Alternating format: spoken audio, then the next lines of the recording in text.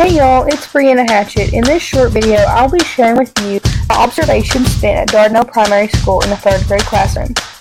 This school is composed of kindergarten through 4th grade students, and I observed mostly on Tuesday and Thursdays after lunch when my teacher taught her students math and science. Dardanelle's population is mostly Caucasian, with the second largest group being Hispanic. For those of you that do not know, Dardanelle is a small area with lots of students living in a rural area. My teacher shared with me that her husband was a vet, and let me tell you, those kids think that is the coolest thing ever. For math, my teacher used Go Math books and her Elmo a lot while teaching. She would take the time to write out problems so that they could see her doing them as she went. She did a great job at letting the students understand why they were learning what they were and gave real-life reasoning to back it up. She used a lot of worksheets. I noticed she was more of an old-school type teacher in this aspect, but very approachable to the students so that they could ask questions once she was done. I think that she might be able to keep the students more engaged in math if she were to integrate some technology or try a new method to keep it more interesting for kinesthetic learners, musical learners, and learners with other multiple intelligences. For science, she really used a lot of videos and did various labs. I think that science was definitely her strong suit. She did a great job at keeping all the students engaged and used different ways to engage all of the multiple intelligences that were in her classroom.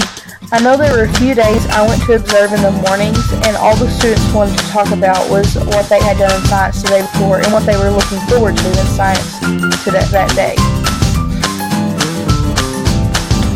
Each day, if students finished their work early, they were able to get on Chromebooks and take AR tests.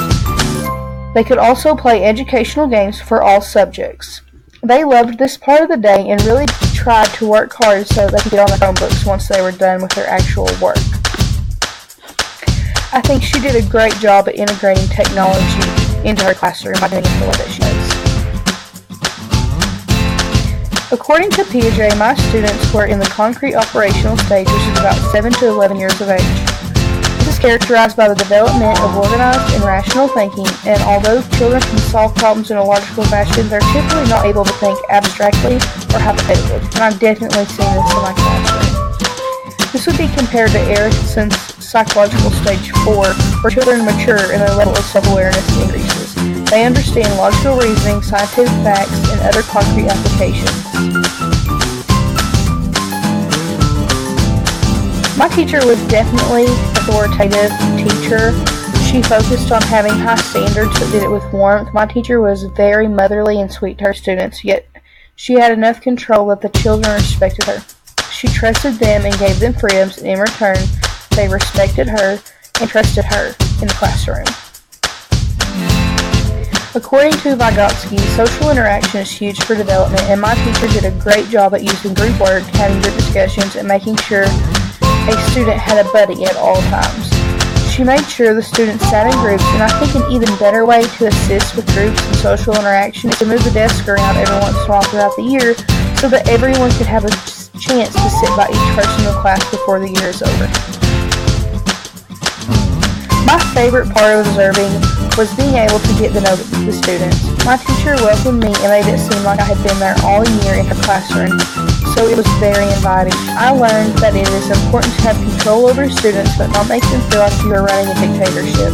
Respect is earned and you must give a little to receive.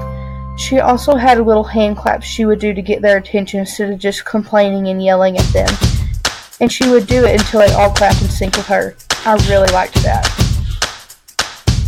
There's no way I could have had a better experience than what I've had with my teacher at Dardanelle. She embodied everything I aspire to be as a teacher. She is kind, understanding, and loving, yet firm and respectable enough that students listened to her and loved her. There was one instance where one of the students' parents did not come to parent-teacher conference and he was upset. I got the opportunity to help soothe him and try to comfort him and make things better.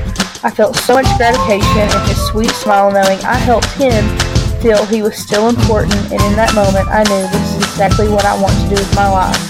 There's a quote that says, 100 years from now it will not matter what my bank account was, or the sort of house I lived in, or the kind of car I drove, but the world may be different because I was important in the life of a child.